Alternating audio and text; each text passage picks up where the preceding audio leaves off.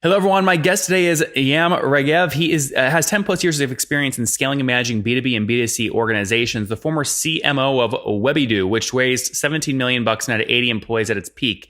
He's founded and managed Compass, a large web marketing agency with 11 years of successful operation, and now building zest.is, knowledge building platform for professionals. Yam, you ready to take us to the top? Yeah, let's do it. All right. So help us understand what the company does and give us a customer example. Yeah, sure. So Zest is a knowledge building platform, and actually we unify community content curation with AI to create the best professional knowledge path for each individual user. So that way we can build their knowledge, without any kind of noise, and each individual can just increase his professional knowledge over there. Users are mainly marketers at this point. We cater mostly for the marketing vertical. So people can just come in, sign up, being onboarded by defining their own preferences, and then they will get the most accurate content that they should consume in order to become better professionals. They don't need to go to Facebook, Google, or any other kind of places and just be swamped by content. So this is the place for professionals to grow. Is Sean Ellis an investor? No. Very good. You just like him a lot. Oh, yeah. He's on all over your website, so I figured it was one of the two. All right, what's your business model? How do you make money? So we're in pre-revenue kind of status at this moment, but the model that we'll use is subscription-based, so it will be $6 per month. We just launched a mobile app last week. We were number one on Product Hunt and number three on Product of the Week over there. We generated some 6,000 beta users that will come and help us to, create a better product market fit kind of procedure. All in all, for Zest, we launched in 2 years ago. We have more than 100,000 users and more than 32,000 monthly active users. Okay, 100K active. What is an active user? Sorry, what does 100,000 users mean? Right. So the main product or the main destination till now was Chrome new tab extension. So each time you can install it, and then each time that you open a new tab, Zest will be there. So it's like a feed that get to know you and then building your knowledge accordingly. So over there we had more than 100,000 installs. And for active users, those are people who open the Chrome new tab extension, and minimum that they did over there is scroll, and of course click on articles, save articles, share articles, and everything that relates to consuming content. So these are active users. Okay, so how many active users again?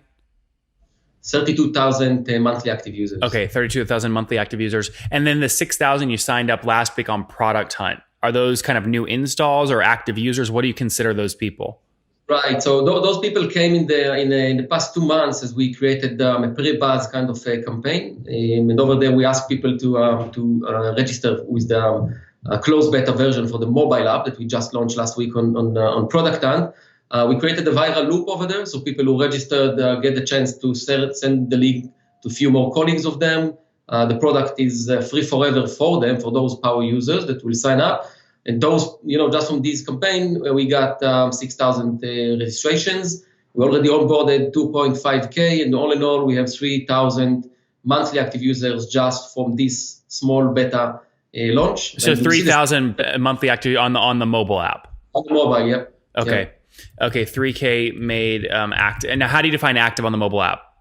So at the moment, it's just people who open the app and they scroll a little bit. So it's not just like a blind open. So yeah, right? not a huge barrier to entry to get someone to go from installed to user. But this is, by the way, the tricky thing I think with what you're building is it's almost like an entrepreneur.com. It's a media organization, but you have hardcore tech. I'd say more tech than Entrepreneur Magazine probably has behind it. I mean, so do you just view yourself as a business model that should look more like a kind of a B2B SaaS company, or more like a B2C, news aggregation app, like an RSS feed?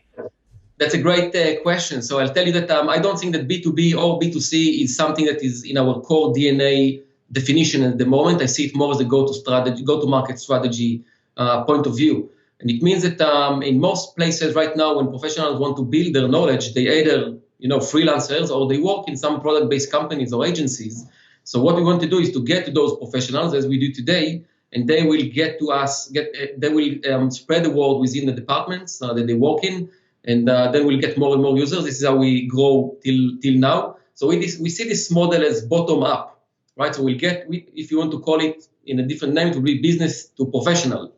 And then they will get us into those companies. And then, of course, if you want to increase and to upgrade everyone else, so we can speak with whatever, the CMO, just create a seat-based kind of model. So that's a land and expand kind of methodology. Okay. So of the 6,000, you've had no pricing kind of to date, except now you're charging $6 per month on the mobile app. 6,000 have installed it via the product hunt launch. 3,000 have now activated, defined by they logged in and scrolled a little bit. How many of them have converted to paid? What's that again? Have any of them converted to paid? Oh, we have a few dozens of them, but nothing really. We just launched it. So no. But what's the number? This is a great moment. You're talking like 36-ish? Oh, we have around 42 last time that I checked. And 14. I love, by the way, I love this moment because this is the stage where like you're refreshing every like 2 hours to see like, okay, 43, 44, 45. all concurrent users and all that, where the geographic they're coming through. I'm just addicted. You cannot stop do the refreshment over there. What are you learning? Sure. I mean, what are you learning? So 42 people paying $6 a month is $72 per month. You're just now kicking this into high gear. What are you learning from these first 42 signups? I'm getting, first of all, we're contacting them manually with each one of them, just to make sure that we know them, who they are, what is the jargon that they use, what is their lingo, what they expect from the app, was it by mistake or not. We created on Zest because we are a community-based kind of product. So we have a big UAB, which is a user advisory board. We have 64 people over there from the Chrome extension days that we had. So people are really involved with how things are being modified at Zest and how content is being approved. So we really love to be without any kind of automation and do things that don't scale. So I know it's a huge cliche, but this is how we build Zest, and this is how we are achieving product market fit. We just understood that those professionals want to feel the warmth of our hands on their shoulders, not in a creepy way, but they just want to understand that there are people behind the product that they want to listen to, they want to be part of the whole movement that we're creating. Is the Chrome extension dead with all the new rules Google has released around approvals and paying third-party parties to validate these apps? Not at all. And it's a huge real estate. There is only one new tab extension that a user can have, right? It's not like a mobile app that you can have multiple apps. You have only one over there. So that's a huge real estate. For someone like us that want to not just to know what is good content or knowledge, as we call it, but also how professionals are interacting with the knowledge. So to be on your Chrome or on your browser, teach us a lot, how you consume your content, how deep you scroll, where you're highlighting and all that. There are a lot of benefits for that. On the other hand, there are a lot of disadvantages because a lot of early users can say that it's too intrusive, for instance. So this is why I believe that we got more than 100,000 installs. And again, we just catered for the marketing vertical. And we have some 32% who became monthly active users. Do you actually have the 100,000 installs, the emails, so you can remarket to them or no? What's that again? The 100,000 people that have installed the Chrome extension, do you have their emails so you can remarket to them and reach out personally to try and onboard them or no? No, but if you want to suggest content on Zest so other community members can consume it, or it will go through the distillation process, or if you want to follow, save, and whatever other kind of action, you need to connect with either LinkedIn or some other social network account. And for these, we have, I think, around 62,000 emails, you can say, all in all. So let me ask you a question. Today, when you wake up, the number one piece of like Zest content that the most amount of your users are seeing on their homepage when they open up Chrome, how many clicks will you typically drive to one of these pieces of content in a day? A few thousands of clicks for each article, and the Chrome extension, and I know it's not a big thing, but the Chrome extension is being opened a few millions of times each day. Of course, it's your new tab extension, right? So each time you open a new tab, it will be there. But just to know that we have this kind of reach, and if we'll start to speak about ARPU and stuff like that, so our end users have potentially high ARPU. Those are professional marketers. We can see that more than 60% of them who are connected with their LinkedIn, they are marketing seniors. So they are head of departments and CMOs and VPs. So I think that our user base is quite in high quality. Interesting. How many unique impressions does the Chrome extension get per day? So that's about a few millions. So it opens a few millions of times. So we call impression or views in this case. But unique. I imagine one user could open it. I mean, I open my Chrome browser probably 30 times a day. Yeah, we have the average opens are 13.2 for each user. So you Okay. just need to divide. I can't remember the thing, but it's probably 7 million divided by 13.2. So I mean, you think it's like more than a million unique opens per day? That's what we see right now, yeah, because you have the multiple devices and also, yes. So how do you get more than a million unique opens per day, but you only have 100,000 unique installs of the Chrome extension? What is it again? How can you have a million unique opens per day, but you only have 100,000 total unique downloads of the Chrome extension, 10 times less? Right. So we need to see how we count what is the threshold over there. And we know that people are working from different kind of, we have like the same account, but from different kind of places. So let's say that someone works from his desktop and he also works from, then he take it to the mobile, and then we have it for other, for his home workstation. So that's something that we cannot track good enough. If you Got want. it. But I mean, and when you're actually measuring human bodies, right, that engage with you once per day, it's got to be less than 100,000 because that's the total amount that have installed your app over its life, right? Yeah, so that will be probably from different devices, I assume. That's probably where we have this gap. Okay, but that would be like, again, let's say all 100,000 open at once per day, which would be very rare. They'd have to open it on 10 different devices for you to get over a million unique opens per day. I don't have 10 unique devices. That's true. That's true. Is there just a number calculation here off? Something's off? Probably, maybe in this specific parameter. So yes, so probably we need to. Or I'm not pulling the right parameter. But yes. Yeah, no, that's okay. Okay, very cool. So launch the mobile app. It's doing well. The product hunt launch, you got 1,000 upvotes. That drove how many clicks back to your website? I think it's around more than 3K all in all visitors. Okay, I thought you said you got 6,000 new beta users from the product hunt launch. So how do you get 6,000 new beta users but only 3,000 clicks? No, the 6,000 is from the previous 2 months campaign that we did pre-buzz or before the launch. This is how we created the whole viral loop that I explained before. So we pre-launch, or we had a pre-launch campaign for 2 months. Then we gained those beta helpers. Been signed up. So let's just quick go down the product hunt funnel. You get 1,000 upvotes. That drove 3,000 clicks back to your site. How many signed up or downloaded the app? I'm not sure that I remember all the details over there, but I think that we had a few, probably 1,300, something like that. New mobile installs. Yeah, got it. Exactly. Interesting. Okay, so I mean, how are you going to get to your first 1,000 customers signed up at $6 a month? We're going to get to it. Yeah. What do you think the path is going to be? I believe that it will be by, or we see it, as a retention-based kind of model. So it's everything that relates to provide more added value for the users themselves. So it will not be just another, as you said, place where you come and consume media stuff. It should get a lot of added value, or should provide a lot of added value for each end user. And we're doing it by getting the best match score for each content that getting published on Zest. So we know how to match it with each end user. So we know that by generating a lot of added value and a lot of quietness. Yeah, has anyone started paying and stopped the $6 per month? Not yet, because the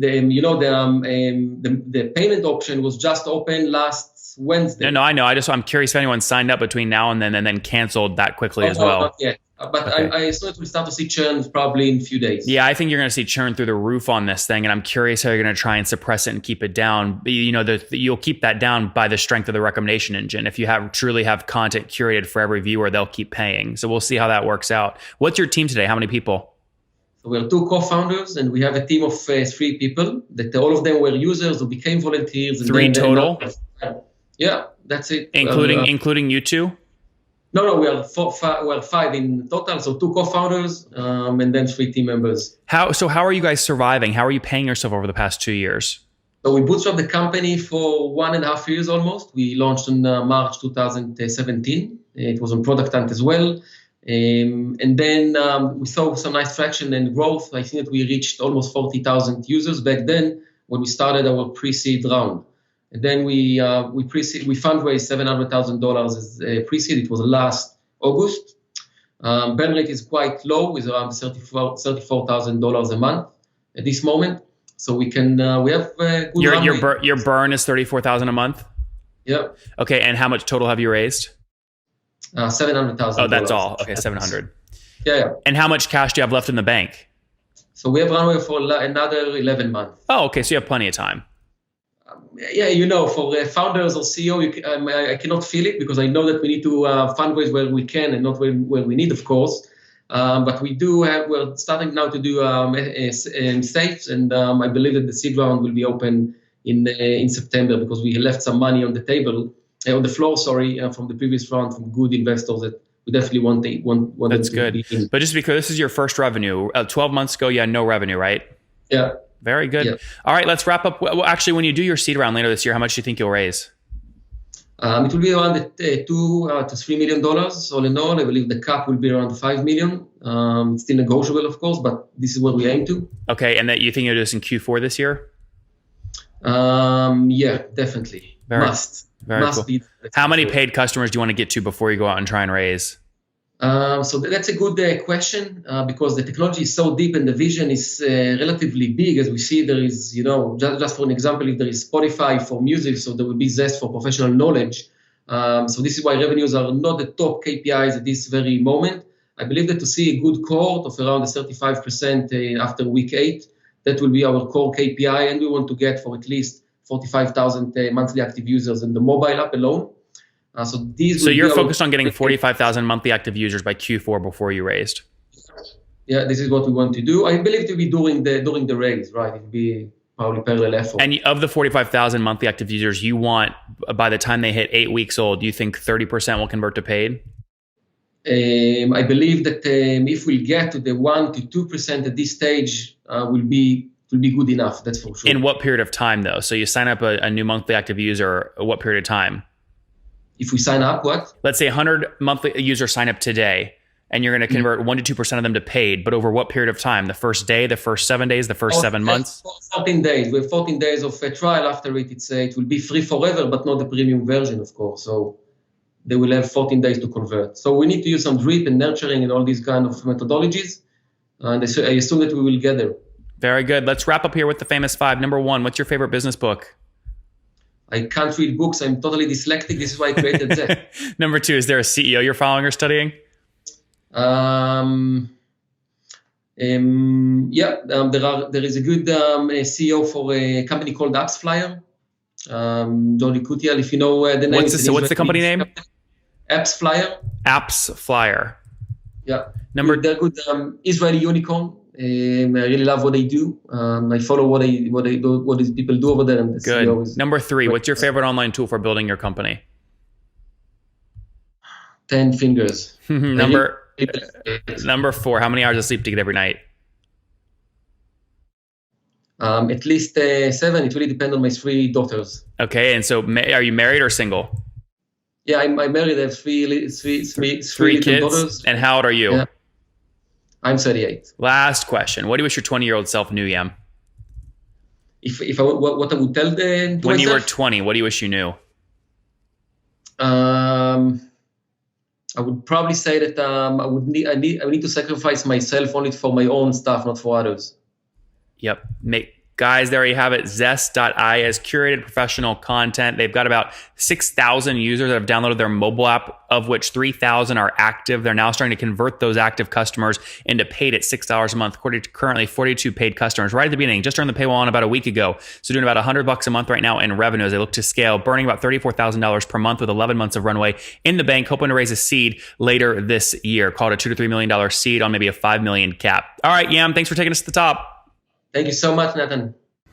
One more thing before you go. We have a brand new show every Thursday at 1 p.m. Central. It's called Shark Tank for SaaS. We call it Deal or Bust. One founder comes on, 3 hungry buyers, they try and do a deal live, and the founder shares back-end dashboards, their expenses, their revenue, ARPU, CAC, LTV, you name it, they share it, and the buyers try and make a deal live. It is fun to watch every Thursday, 1 p.m. Central. Additionally, remember, these recorded founder interviews go live. We release them here on YouTube every day at 2 p.m. Central. To make sure you don't miss any of that, make sure you click the subscribe button below here on YouTube, the big red button, and then click the little bell notification notification to make sure you get notifications when we do go live. I wouldn't want you to miss breaking news in the SaaS world, whether it's an acquisition, a big fundraise, a big sale, a big profitability statement, or something else. I don't want you to miss it. Additionally, if you want to take this conversation deeper and further, we have by far the largest private Slack community for B2B SaaS founders. You want to get in there. We've probably talked about your tool if you're running a company or your firm if you're investing. You can go in there and quickly search and see what people are saying. Sign up for that at nathanlatka.com/Slack. In the meantime, I'm hanging out with you here on YouTube. I'll be in the comments for the next 30 minutes. Feel free to let me know what you thought about this episode. And if you enjoyed it, click the thumbs up. We get a lot of haters that are mad at how aggressive I am on these shows, but I do it so that we can all learn. We have to counter those people. We got to push them away. Click the thumbs up below to counter them and know that I appreciate your guys' support. All right, I'll be in the comments. See ya.